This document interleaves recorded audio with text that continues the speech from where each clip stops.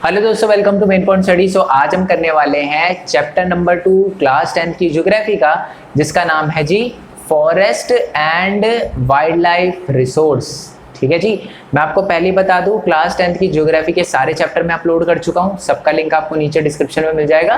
Class 10 की geography का नहीं, क्लास 10 की पूरी एसएसटी मैं अपलोड कर चुका हूं, सबका लिंक आपको नीचे डिस्क्रिप्शन में मिल जाएगा। बेसिकली प्लेलिस्ट का लिंक मिलेगा, मतलब जैसे क्लास 10 ज्योग्राफी दे रखी होगी तो उस पर क्लिक करोगे ना तो आपके सामने सारे चैप्टर आ जाएंगे। चैप्टर के साथ एमसीक्यू और प्रीवियस ईयर क्वेश्चन भी आएंगे, मतलब चैप्टर की सारी वीडियो आएगी पहले, उसके बाद एमसीक्यू, फिर प्रीवियस ईयर क्वेश्चन, क्योंकि पता है बहुत ज़्यादा इंपॉर्टेंट है, फिर नेक्स्ट चैप्टर, ऐसे सेम इतिहास के साथ यानी हिस्ट्री के साथ भी है, साथ में इकोनॉमिक्स के साथ भी है और सिविक्स के साथ भी है। हिंदी मीडियम वाले बच्चों के लिए भी अलग से वीडियो बना रखी है हिंदी के नोट्स के साथ, उनका लिंक आपको नीचे डिस्क्रिप्शन में मिल जाएगा, वो भी प्लेलिस्ट के साथ है।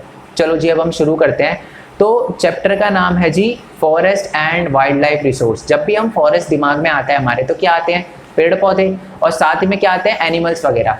तो इस चैप्टर में बेसिकली हम पढ़ेंगे क्या? इस चैप्टर में प्लांट और एनिमल की स्पीशीज के बारे में ही पढ़ेंगे।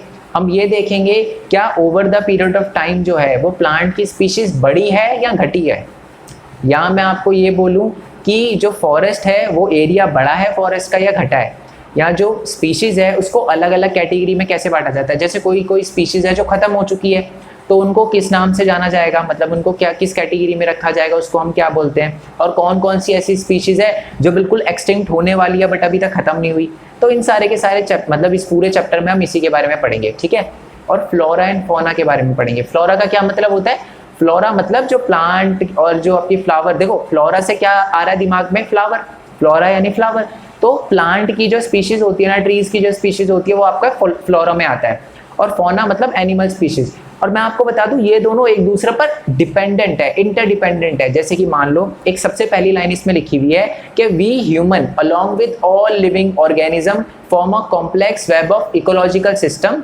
ठीक है, इसका मतलब मैं आपको समझा देता हूं। हम, एनिमल और प्लांट, ये तीनों मिलके ना एक ऐसा कॉम्प्लेक्स इकोलॉजिकल सिस्टम बनाते हैं, ठीक है। कॉम्प्लेक्स इकोलॉजिकल सिस्टम बनाते हैं जहां पर हम अपनी एग्जिस्टेंस के लिए दूसरे पर डिपेंडेंट है। जैसे मैं समझाता हूं, देखो अगर हमें फूड चाहिए तो फूड यहाँ तो हम प्लांट से ले सकते हैं या एनिमल से ले सकते हैं। दो चीज़ खाते हैं, या तो वेजिटेरियन हो सकते हो आप या नॉन वेजिटेरियन है, दोनों चीज़ें खा सकते हो। तो हम अपने सर्वाइवल के लिए किस पे डिपेंडेंट है?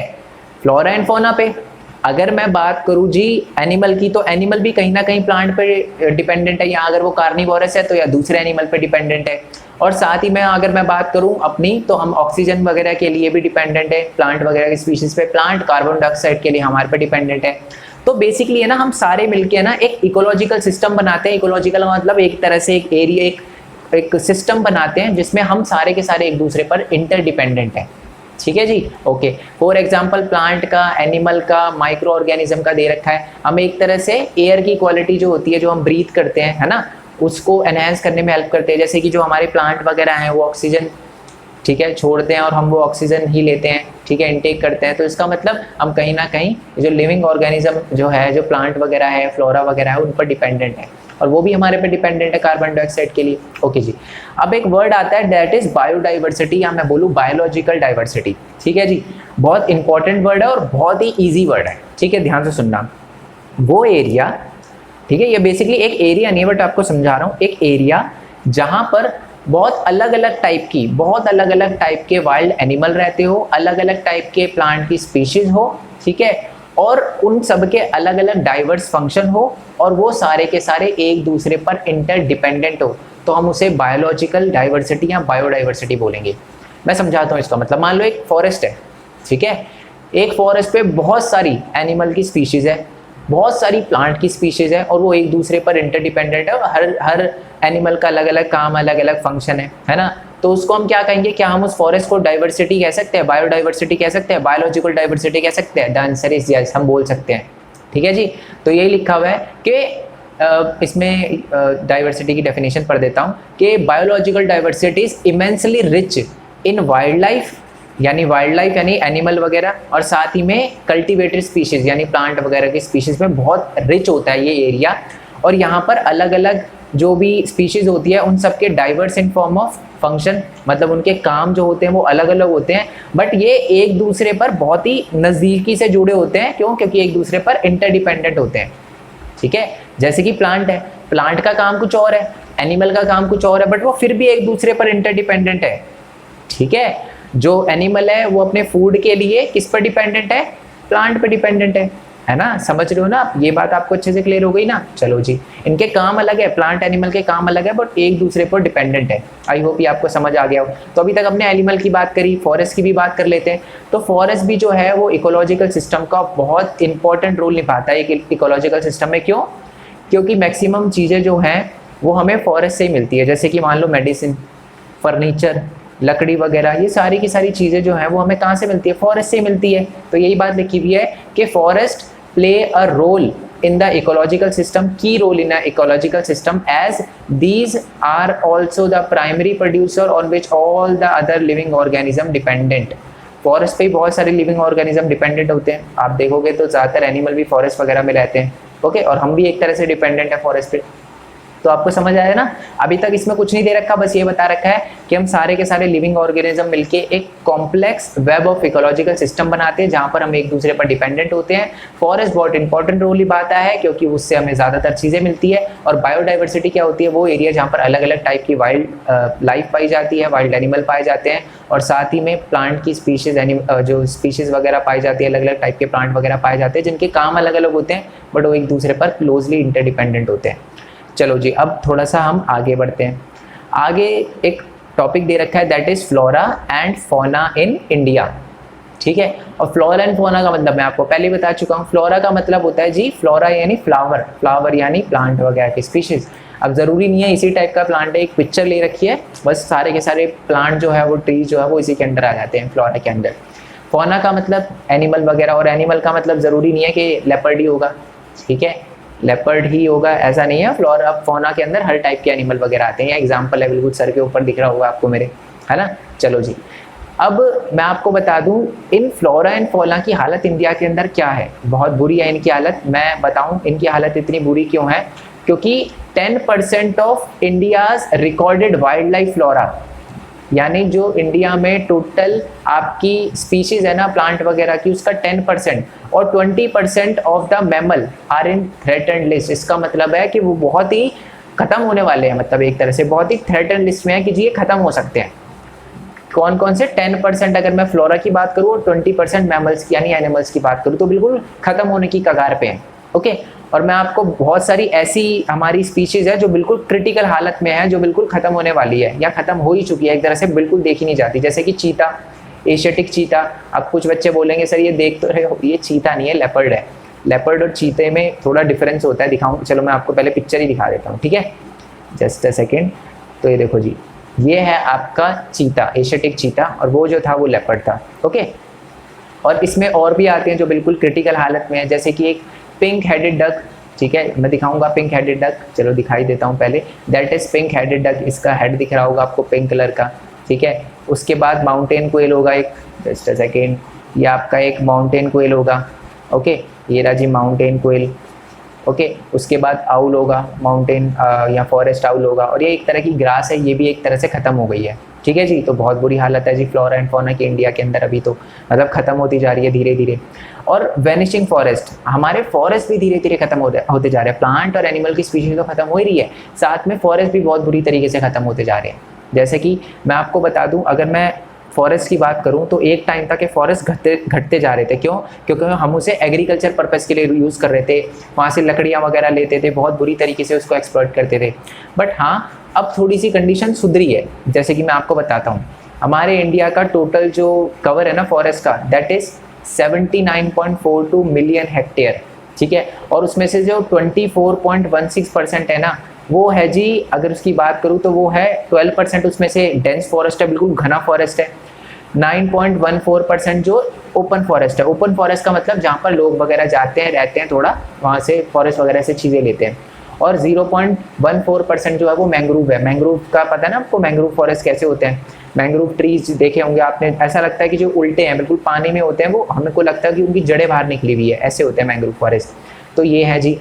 बट मैं आपको बता दूं, according to state of forest report 2015, उसके अकॉर्डिंग हमें ये पता चला है कि हमारा जो डेंस फॉरेस्ट है ना, उसके अंदर 3775 स्क्वायर किलोमीटर बड़ा है 2013 से।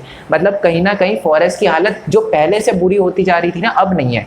अब थोड़ा सा लोग जो हैं, अलग अलग डिपार्टमेंट जो है, अलग अलग एनजीओ वगैरह जो है वो ध्यान दे रहे हैं फॉरेस्ट के एरिया को बढ़ाने में, तो एक अच्छी बात भी है। चलो, तो ये सारी की सारी पिक्चर मैं आपको दिखा चुका था। ओके, अब हम बात करेंगे कि जी different categories of existing plant and animal species, यानी जितनी भी प्लांट एंड एनिमल की स्पीशीज है उनको हम किन किन कैटेगरी में बांट सकते हैं। तो मैं आपको बता दूं, according to international union for conservation of nature and natural resource, IUCN, full form पक्का आती है, इसके अकॉर्डिंग है ना स्पीशीज की कैटेगरी को 6 में डिवाइड किया गया है। कौन कौन सी? Normal species, endangered species, vulnerable species, rare species, endemic species और एक्सटिंक्ट स्पीशीज। ठीक है जी, समझ आ गया?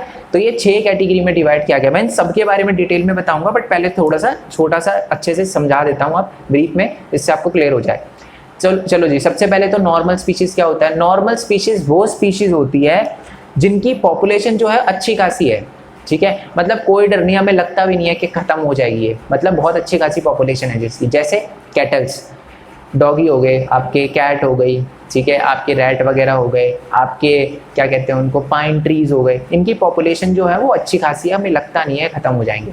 ठीक है, तो यही है नॉर्मल स्पीशीज क्या होती है? Species whose population level are considered to be normal for their survival। हमें पता है कि आगे 1000-2000 सालों तक तो चलेंगे हमारे साथ। ओके, जैसे कि कैटल हो गया, साल ट्री हो गया, पाइन हो गया, रोडेंट एटसेट्रा। ठीक है जी, आप कैट, डॉग वगैरह भी लिख सकते हो, कोई दिक्कत नहीं है, एग्जाम में अगर क्वेश्चन आ जाता है तो। ठीक है, अब एक होता है endangered species, but endangered species से पहले मैं आपको ना एक्सटिंक्ट स्पीशीज बता देता हूँ, समझा देता हूँ। ठीक है, एक्सटिंक्ट स्पीशीज वो होती है जो खत्म, एकदम दिखती ही नहीं है बिल्कुल, जो एकदम खत्म हो चुकी है। जैसे कि एशियाटिक चीता, मैं आपको बता दूं 1952 में ही उस एशियाटिक चीता को एक्सटिंक्ट घोषित कर दिया था कि भैया ये खत्म हो चुकी है। तो जो स्पीशीज बिल्कुल देखी नहीं जाती अब खत्म ही हो चुकी है, जो बिल्कुल ही मतलब खत्म है, किसी ने भी अब इसको नहीं देखा, बहुत साल हो गए हैं, तो उसको कहते हैं हम एक्सटिंक्ट स्पीशीज। जैसे कि अभी मैंने आपको वो पिंक कलर का डक दिखाया था ना, पिंक हेडेड डक, दिखाऊं दोबारा से? ये देखो जी, ये पिंक हेडेड डक, ये भी एक तरह से एक्सटिंक्ट स्पीशीज है, खत्म है, कोई देख मतलब बहुत टाइम हो गया, किसी ने देखा नहीं है, 10 20 30 40 50 60 साल हो गए, किसी ने देखा नहीं है इसको। ओके जी, चलो ये क्लियर हो गया आपको। अब आते हैं जी एंडेंजर्ड स्पीशीज पे कि जी एंडेंजर्ड स्पीशीज क्या होते हैं। ठीक है, एक्सटिंक्ट समझ आ गया और नॉर्मल समझ आ गया। नॉर्मल जिनकी पॉपुलेशन अच्छी खासी है, एक्सटिंक्ट जो बिल्कुल खत्म कल्टी हो गए हैं। और एंडेंजर्ड स्पीशीज वो स्पीशीज होती है जो बिल्कुल खत्म होने की कगार पे है, खत्म नहीं हुए बट खत्म होने की कगार पे है, और कुछ चीजें हो रही है, अगर वो नहीं रुकी तो एक टाइम पे खत्म ही हो जाएंगे, एक्सटिंक्ट ही हो जाएंगे। जैसे मैं आपको बताता हूँ, एक एग्जांपल देता हूँ, इंडियन राइनो। इंडियन राइनो जो है वो दिखते हैं, ठीक है, इनकी पॉपुलेशन बिल्कुल ना के बराबर है बट हैं, ठीक है, बट हमें लगता है कि खत्म हो जाएंगे। क्यों? क्योंकि बहुत सारे लोग क्या कर रहे हैं, उन राइनो को उनके हॉर्न के लिए, मतलब उनके जो सींग होता है ना, वन हॉर्न राइनो जो होता है, उसको मार देते हैं, उसके सींग को काट लेते हैं और उसको मरता हुआ छोड़ देते हैं। इसी की वजह से वो खत्म होते जा रहे हैं।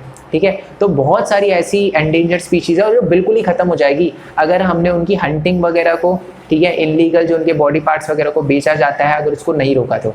ओके जी, तो एंडेंजर्ड स्पीशीज की डेफिनेशन देख लेते हैं। These are the species which are in danger of extinction. The survival of such species is very difficult if the negative factor that have led to the decline of their population continue to operate।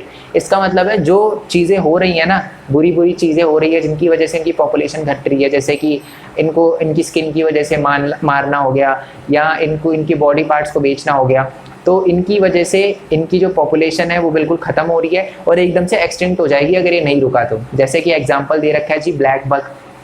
एक black buck तो मेरे को पता है कि उसकी मतलब एक ब्लैक बक क्यों खत्म हुआ, ठीक है, बॉलीवुड अगर आप पता है तो पता ही होगा ये ब्लैक बक। ठीक है, क्रोकोडाइल भी एक तरह से खत्म हो रहे हैं। ठीक है, देखो क्रोकोडाइल अलग होते हैं, घड़ियाल अलग होते हैं, आई होप इन दोनों में डिफरेंस आपको पता हो। ठीक है, इंडियन वाइल्ड लाइफ, इनकी फोटो दिखाऊंगा मैं भी, चलो फोटो दिखाई देता हूँ।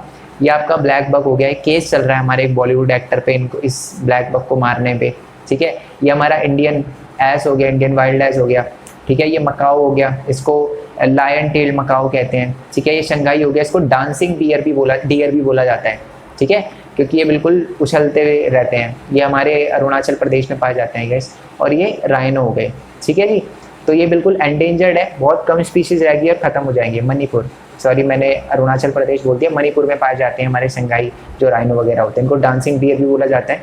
तो यही लिखा हुआ है, मैं आपको बता चुका हूँ, इंडियन राइनो हो गए, लायन टेल मकाओ हो गया, संगाई हो गया, तो ये सारे का सारा। चलो जी, तो ये पिक्चर वगैरह देख चुके हैं, अब आते हैं थोड़ा सा आगे। ठीक है, अब बात करते हैं जी हम, नॉर्मल हो गया, एंडेंजर्ड हो गया, एक्सटिंक्ट समझा चुका हूँ मैं। अब बात करते हैं वल्नरेबल। ठीक है, इसमें कंफ्यूज नहीं होना, ध्यान से सुनना। वल्नरेबल स्पीशीज वो होती है जिनकी पॉपुलेशन है बट इनकी पॉपुलेशन कम है, एंडेंजर्ड से थोड़ी सी ज़्यादा है। मान लो एंडेंजर्ड जो है वो, मान लो इनकी पॉपुलेशन है 10,000, ठीक है, तो इनकी पॉपुलेशन 50-60 हज़ार है। ठीक है, 50-60 हज़ार है इनकी पॉपुलेशन, बट ये भी धीरे धीरे कम होते जा रहे हैं। हमें लग रहा है कि एक टाइम आने पर मतलब एक तरह से एंडेंजर्ड स्पीशीज बन जाएंगे और फिर सीधा एक्सटिंक्ट हो जाएंगे। तो यानी वल्नरेबल स्पीशीज वो स्पीशीज होती है जिनकी पॉपुलेशन है, ठीक है, बट हमें लग रहा है कि फ्यूचर में ये एंडेंजर्ड स्पीशीज में, एंडेंजर्ड कैटेगरी में मूव कर जाएंगे अगर हमने कुछ अच्छे कदम नहीं लिए, वही नेगेटिव इफेक्ट को, ये जो नेगेटिव चीज़ें हो रही है उनको नहीं रोका। तो यही इसकी डेफिनेशन मैं रीड कर देता हूँ। These are the species whose population has declined to the level from where it is likely to move into endangered category। यानी इनकी पॉपुलेशन जो है वो गिरती जा रही है और शायद इतनी पॉपुलेशन इनकी पहुंच जाए कि ये बिल्कुल एंडेंजर्ड स्पीशीज में आ जाए घटकर। ठीक है, और मैं आपको बता दूं, हमें लग रहा है कि फ्यूचर में ये बिल्कुल एंडेंजर्ड स्पीशीज में आ जाएंगे। और अगर नेगेटिव फैक्टर वैसे के वैसे ही रह गए, अगर नेगेटिव फैक्टर को नहीं रोका गया, इनके एनिमल के स्किन वगैरह वालों को, हंटिंग को, पोचिंग को, ये सारी की सारी चीज़ों को नहीं रोका गया तो ये खत्म है, ये भी एंडेंजर्ड में आ जाएंगे, फिर एक्सटिंक्ट में हो जाएंगे। जैसे कि इसका एग्जांपल दे देता हूँ, ब्लू शीप। ब्लू शीप मतलब ब्लू कलर नहीं होता इन शीप का, ये बेसिकली पहाड़ों में मिलती है हमें। ठीक है, पहाड़ पे चढ़ जाती है, दिखाऊंगा मैं। एशियाटिक एलिफेंट हो गया, बहुत लंबा इसका दांत होता है। साथ में गैंगेटिक डॉल्फिन होती है, जैसे कि मैं दिखा देता हूँ। चलो जी, एक हॉर्नबिल भी होता है। सबसे पहले तो ये हो गया हमारा जो मैंने आपको दिखाया था, कौन सा, ये हो गया हमारा ब्लू शीप हो गया। उसके बाद ये हमारा जी डॉल्फिन जो मैंने आपको बताया था, ये हमारा एशियाटिक आपका एलिफेंट हो गया।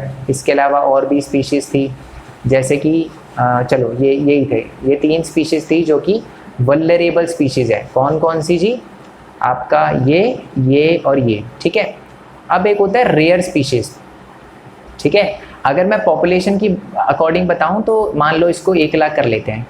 ठीक है, समझ आया? इसका मतलब ये है कि रेयर स्पीशीज जो है वो वल्नरेबल से ज़्यादा है, बट इनकी पॉपुलेशन भी छोटी है, कम है, और लोगों को लग रहा है कि यार अभी तो ये रेयर है, बट एक टाइम आने पर वल्नरेबल, फिर एंडेंजर्ड, फिर एक्सटिंक्ट हो जाएगी।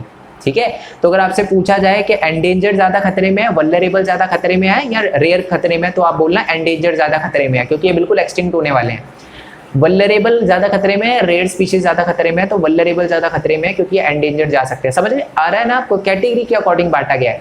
इनकी थोड़ी पॉपुलेशन ज़्यादा है बट ये बहुत कम देखे जाते हैं। ठीक है, इनकी बिल्कुल वल्नरेबल है, ये तो बहुत थोड़ा कम है, बहुत ही कम देखे जाते हैं। हमें पता है कि है, ठीक है, बट ये कम है, और ये तो बिल्कुल ही कम है, और ये खत्म ही हो जाते हैं, फिर एक्सटिंक्ट हो जाते हैं। समझ आ गया? तो रेयर स्पीशीज वही होती है, species with the small population may move into the endangered और vulnerable कैटेगरी। हमें लग रहा है कि वही नेगेटिव फैक्टर अगर कंटिन्यू रहे तो ये जो रेयर स्पीशीज है ये भी वल्नरेबल और एंडेंजर्ड स्पीशीज में खिसक सकते हैं और फिर सीधा एक्सटिंक्ट हो सकते हैं। इनके एग्जांपल मैं दूं आपको तो ब्राउन बियर हो गया, जैसे कि ये ब्राउन बियर हो गया आपका, ठीक है, ये आपका बफेलो हो गया, ये आपका हॉर्नबिल हो गया, ठीक है, और ये आपका डेजर्ट फॉक्स है। वो कितना प्यारा सा लग रहा है। तो डेजर्ट फॉक्स भी एक तरह से आपका रेयर स्पीशीज है, बहुत दिखना मतलब कम हो गया, और एक टाइम आने पर ये बिल्कुल वल्नरेबल हो जाएगा, एंडेंजर्ड, फिर सीधा एक्सटिंक्ट। ठीक है जी, तो आपको अभी तक ये समझ आ गया। क्या समझ आया? नॉर्मल स्पीशीज जो बिल्कुल पॉपुलेशन अच्छी खासी है, एंडेंजर्ड जो कि एकदम खत्म है, एक्सटिंक्ट जो एकदम खत्म है, एंडेंजर्ड जो बिल्कुल खत्म होने वाले हैं, वल्नरेबल जो मतलब एंडेंजर्ड से थोड़ी अच्छी हालत में है, और रेयर जो वल्नरेबल से भी थोड़ी अच्छी हालत में है। अब बात करते हैं जी एंडेमिक स्पीशीज की। ओके, एंडेमिक स्पीशीज वो होती है जो किसी पर्टिकुलर एरिया में ही पाई जाती है, उसी को हम क्या कहते हैं? उसको कहते हैं हम एंडेमिक स्पीशीज। जैसे कि मैं आपको बता दूं जी, अंडमान टील, ठीक है, मैं दिखाऊंगा, Nicobar pigeon, Andaman wild pig, mithun Arunachal Pradesh में पाया जाता है। मैं दिखा देता हूँ, उनकी पहले पिक्चर दिखा देता हूँ। ठीक है, चलो, ये हो गया आपका टील जो मैंने अंडमान टील बताया था, ये हो गया पिजन, निकोबार पिजन, और ये हो गया मिथुन। ये अरुणाचल प्रदेश में पाया जाता है, एक तरह का बुल जैसा ही होगा। ठीक है जी, आई होप ये आपको क्लियर हो गया हो। तो ये क्या है, एंडेमिक है। क्यों? क्योंकि पर्टिकुलर एरिया में पाई जाती है। अगर मैं स्टील की बात करूं तो ये आपको अंडमान में देखने के लिए मिलेगी, ये पिजन। ये आपको कहाँ देखने के लिए मिलेगा? सिर्फ निकोबार में देखने के लिए मिलेगा। ये जो है ये आपको सिर्फ अरुणाचल प्रदेश में देखने के लिए मिलेगा। ओके जी, तो यही होते हैं हमारे एंडेमिक स्पीशीज। एंडेमिक स्पीशीज क्या होते हैं कि these are species which are only found in some particular area, usually isolated by natural और द जियोग्राफिकल बैरियर। मतलब एटमॉस्फेयर की वजह से या किसी भी चीज़ की वजह से वो सिर्फ उसी एरिया में रह पाते हैं। ठीक है, एग्जाम्पल मैं आपको बता चुका हूँ, अंडमान टील हो गया, निकोबार पिजन हो गया, अंडमान वाइल्ड पिग हो गया जो मैंने आपको दिखा दिया, मिथुन हो गया। ठीक है, वाइल्ड पिग भी ये रहा, अंडमान वाइल्ड पिग। ठीक है, और अब बात करते हैं जी एक्सटिंक्ट की, जो बिल्कुल खत्म है। एक्सटिंक्ट वो होते हैं, these are the species which are not found after the search known और likely area where they may occur. इसका मतलब है जिस एरिया में वो पाए जाते थे ना, अब तो वहां पर भी दिखना बंद हो गए, खत्म हो गए, मतलब एक्सटिंक्ट हो गए।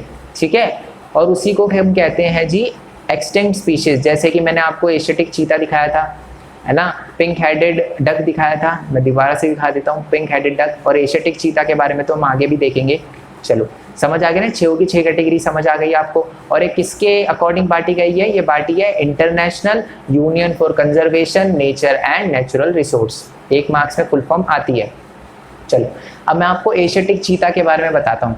कुछ लोग है ना एशियाटिक चीता को लेपर्ड समझते हैं, लेपर्ड नहीं है ये। आप देखोगे ना इनके शरीर पे जो धब्बे हैं अलग अलग हैं, ठीक है, और उनका फेस का स्ट्रक्चर भी अलग है। तो ये लेपर्ड है, ये आपका एशियाटिक चीता है। ये मैं आपको बता दूं फास्टेस्ट है, मतलब पूरे अर्थ पे सबसे फास्टेस्ट एनिमल माना जाता था, कैट फैमिली में सबसे फास्टेस्ट माना जाता था। ठीक है, बट अब जो है ये ख़त्म हो गए हैं। 1952 में इसको डिक्लेयर कर दिया गया है कि ये इंडिया से एक्सटिंक्ट हो गए हैं। मतलब और कंट्री में बेशक पाए जाते हो बट इंडिया से तो एक्सटिंक्ट हो चुके हैं।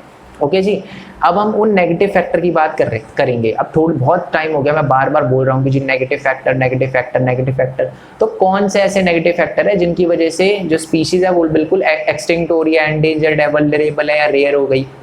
ठीक है, तो ये सारे के सारे नेगेटिव पॉइंट है। एग्जाम में डिट्टो क्वेश्चन आएगा, सीधा आंसर चेप देना है। पहला पॉइंट लिखा हुआ है कि cutting of forest for developing agriculture. तो अगर फॉरेस्ट की बात करूं तो बहुत सारे ऐसे एनिमल है जो पर्टिकुलर फॉरेस्ट में रहते हैं, जंगल काट दोगे एनिमल का हैबिटेट छिन जाएगा। हैबिटेट का मतलब होता है उसका घर छिन जाएगा, तो वो खत्म ना फिर। तो यही लिखा हुआ है कि ना जैसे जैसे जंगल वगैरह काटे जा रहे हैं एग्रीकल्चर के लिए, खेतों के लिए। पहले आपने ना 9th क्लास में या 10th के चैप्टर नंबर 4 में आप पढ़ोगे स्लैश एंड स्लैश बर्निंग के बारे में।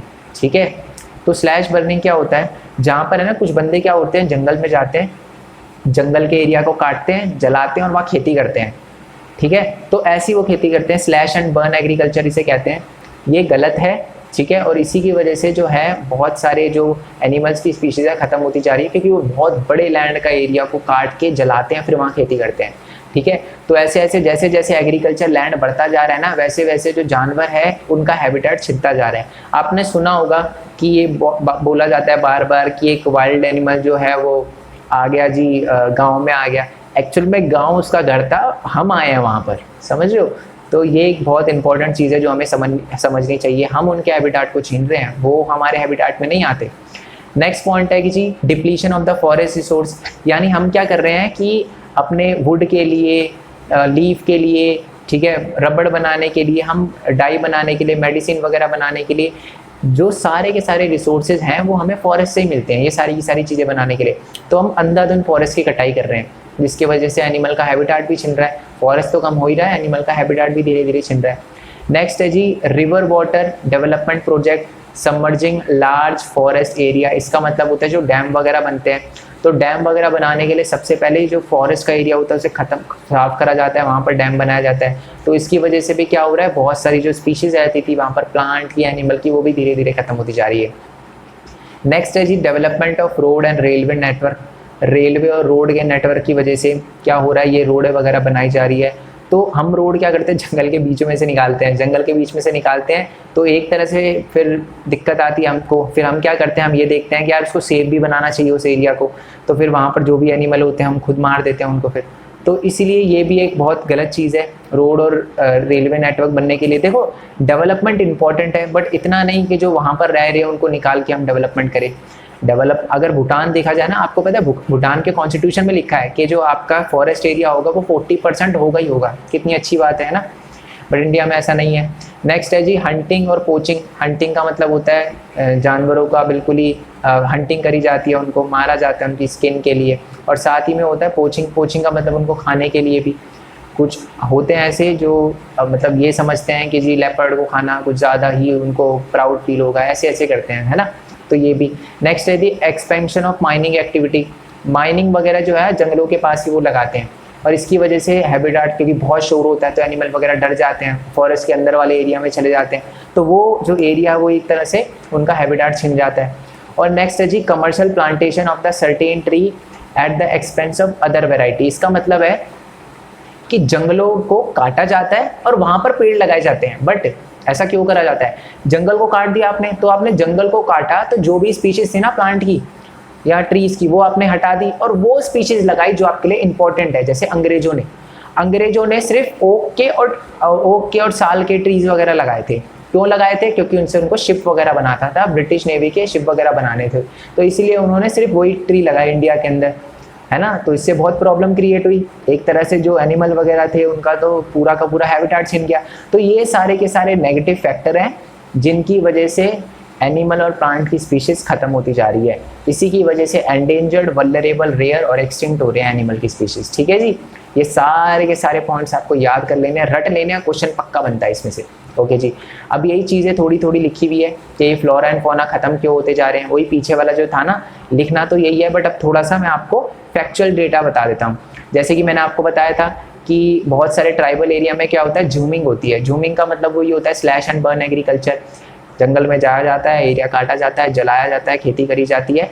तो ऐसे क्या कर रहे हो, जंगल के एरिया को साफ कर रहे हैं और वहाँ खेती कर रहे हैं। तो इसकी वजह से भी क्या हो रहा है कि हमारा डिफॉरेस्टेशन हो रहा है और जंगल का लैंड जो है वो कम होते जा रहा है और एनिमल का जो नेचुरल हैबिटेट है वो छिनता जा रहा है। ओके जी, नेक्स्ट पॉइंट ये है कि हमने क्या किया है, जंगलों के एरिया को काटा है, फॉरेस्ट को काटा है। क्यों? ताकि हम वहाँ से फ्यूल, फोडर, साथ में फ्यूल वगैरह मिल सके, मैन्योर वगैरह मिल सके, लीव्स वगैरह मिल सके, वुड वगैरह मिल सके, ये सारी की सारी चीज़ें यूज़ करने के लिए, मेडिसिन, डाई वगैरह यूज़ करने के लिए हमने फॉरेस्ट के एरिया को काटा है और वाइल्ड लाइफ को भी हार्म वगैरह पहुँचाया है। ठीक है, ये लिखा है रिसोर्सेज ऑब्टेनिंग डायरेक्टली और इनडायरेक्टली फ्रॉम द फॉरेस्ट, यानी वुड के लिए, बाग के लिए, लीफ के लिए, rubber, medicine, dye, food, fuel, fodder, manure, इन सारी की सारी चीज़ों की वजह से हमने फॉरेस्ट एंड वाइल्ड लाइफ को डिप्लीट किया है। नेक्स्ट पॉइंट ये लिखा हुआ है जी कि अंग्रेजों के टाइम में, ठीक है, अगर मैं ब्रिटिश कॉलोनियल टाइम की बात करूँ ना, तो उन्होंने रेलवे और एग्रीकल्चर को एक्सपैंड करने के लिए बहुत सारे फॉरेस्ट के एरिया को काटा है। ठीक है, एग्रीकल्चर को एक्सपैंड करने का मतलब क्या है, उन्होंने कमर्शियल फार्मिंग करी है। कमर्शियल फार्मिंग का मतलब क्या है, मान लो फॉरेस्ट का एरिया है तो उसको कट करवाया और वो उगाया जिसकी उनको ज़रूरत थी। जैसे कि नेवी बनाने के लिए ना उनको ओक के ट्रीज चाहिए होते थे, तो उन्होंने जंगल कटवाया और बोला कि जहाँ पर ओक के ही ट्री लगाओ। तो ये भी एक तरह से गलत था, इसकी वजह से भी फॉरेस्ट खत्म हो गया ना, क्योंकि अब वहाँ पर एक तरह से खेती ही कर रहे हो आप, प्लांट मतलब अपने टाइप के ट्री उगा रहे हो तो खेती करना हो गया, वो फॉरेस्ट तो नहीं कहलाएगा। फॉरेस्ट वो एरिया होता है जहाँ पर लोगों का इंटरफेयर नहीं होता, ह्यूमन का इंटरफेयर नहीं होता। ओके, और साइंटिफिक फॉरेस्ट्री भी उसी को कहते हैं कि एक तरह से खुद ही फॉरेस्ट वगैरह उगाओ या खुद ही फॉरेस्ट वगैरह में वो स्पीशीज उगाओ जो आपको ज़रूरत है, जिससे आपको बेनिफिट होगा। ओके, और माइनिंग एक्टिविटी से भी बहुत फ़र्क पड़ा हमारे फॉरेस्ट पे, वो भी कम हुआ। माइन का तो मैं आपको बता चुका हूँ, माइनिंग वगैरह करने के लिए फॉरेस्ट वाला एरिया चुना जाता था और वहाँ पर जो भी एनिमल वगैरह होते थे वो डर के कहीं और चले जाते थे। चलो, ये चीज़ जो है वो सिर्फ और सिर्फ अंग्रेजों के टाइम में नहीं हुई, जब हम आज़ाद हो गए ना तब भी ये कंटिन्यू रहा, क्योंकि हमने भी अपने डेवलपमेंट करने के लिए जंगलों को बहुत बुरी तरीके से काटा। अगर मैं आपको 1951 जब हम आज़ाद हो चुके थे, 47 से आज़ाद हो चुके थे, तो 51 से लेकर अगर 1980 की बात करूँ, ऑलमोस्ट 30 सालों की बात करूँ ना, तो 26,200 स्क्वायर किलोमीटर का जो एरिया है उसको एग्रीकल्चर लैंड में कन्वर्ट कर दिया गया है। उसको एग्रीकल्चर के, यहाँ जी खेती होगी, उसमें कन्वर्ट कर दिया गया। देखो कितनी बुरी बात है। और मैं एक मेडिकल प्लांट के बारे में बताऊंगा, हिमालयन यू। ठीक है, हिमालयन यू एक तरह का एक प्लांट है जो कि मेडिसिन वगैरह बनाने के लिए यूज़ किया जाता था। आज ये भी एक्सटिंक्ट हो चुका है। ठीक है, एक्सटिंक्ट हो चुका है, ख़त्म हो चुका है, बिल्कुल ही हमें दिखाई ही नहीं देता। ओके जी, तो यहाँ पर होता है आपका पार्ट 1 ख़त्म। आई होप आपको वीडियो अच्छी लगी हो। और सबसे पहले तो मैं आपको बता दूं यार, नोट्स वगैरह के लिए आप टेलीग्राम चैनल पे जा सकते हो। जैसे कि आप लिखोगे ना मेन पॉइंट स्टडी 10th लिखोगे, ठीक है, मेन पॉइंट स्टडी करके 10th लिखोगे तो टेलीग्राम चैनल ये सर्च करना टेलीग्राम पे, आप मेन पॉइंट स्टडी के 10th के टेलीग्राम चैनल पे आ जाओगे। साथ ही मैं आपको बता दूं एक मेन पॉइंट स्टडी का इंस्टाग्राम पेज भी है, सीधा मेन पॉइंट स्टडी सर्च करना, मेन पॉइंट स्टडी का इंस्टाग्राम पेज भी है, उसको फॉलो कर लेना। जो भी न्यू अपडेट होता है कि मैं नेक्स्ट वीडियो क्या डालूंगा वो आपको मिल जाएगा, ठीक है। और नोट्स के लिए वेबसाइट का लिंक भी आपको नीचे डिस्क्रिप्शन में मिल जाएगा, वहाँ पर सारे के सारे नोट्स भी आपको मिल जाएंगे, ठीक है जी। कुछ चैप्टर के अभी छूटे हुए होंगे तो वो भी मैं जल्दी अपलोड कर दूंगा, ओके। बाकी मैं आपको बता ही चुका हूँ, सारे चैप्टर मैं अपलोड कर चुका हूँ, सबका लिंक आपको नीचे डिस्क्रिप्शन में मिल जाएगा। इसका नेक्स्ट पार्ट जल्दी अपलोड कर दूंगा, फिर इसके एमसीक्यू और प्रीवियस ईयर क्वेश्चन। बाकी मैं आपको बता दूँ कुछ चैनल्स दे रखे हैं नीचे डिस्क्रिप्शन में, मेन पॉइंट टेक का चैनल। कुछ बच्चों को अर्निंग से रिलेटेड प्रॉब्लम आती है कि सर हम अर्न कैसे करें, हम छोटे हैं, क्या हम अर्न कर सकते हैं? बिल्कुल आप कर सकते हो। मैंने यूट्यूब से कैसे अर्न किया उसके बारे में बताया, मैं वीडियो एडिट कैसे करता हूँ, सारी की सारी चीज़। तो मेन पॉइंट टेक के चैनल को सब्सक्राइब कर लेना, 4000 सब्सक्राइबर है वहाँ पर अभी। और साथ ही में मैं आपको बता दूं कि एक मेन पॉइंट गेमिंग का भी चैनल होगा, उसको भी आप सब्सक्राइब कर सकते हो। बहुत ज़्यादा बंदे अगर गेमर है तो आ जाना, वहाँ पर देखेंगे हम कितने बड़े गेमर हो आप, ओके। और एक बार इसके एक साथ में एक ब्लॉगिंग का चैनल भी होगा और एक टेक का चैनल मतलब फैक्ट का चैनल भी होगा, ठीक है। तो उन सबको सब्सक्राइब कर लेना। बाकी नेक्स्ट वीडियो के लिए स्टे ट्यून, तब तक के लिए थैंक यू सो मच। जय हिंद, जय Bharat, Vande Mataram. Thanks for your support, bye bye.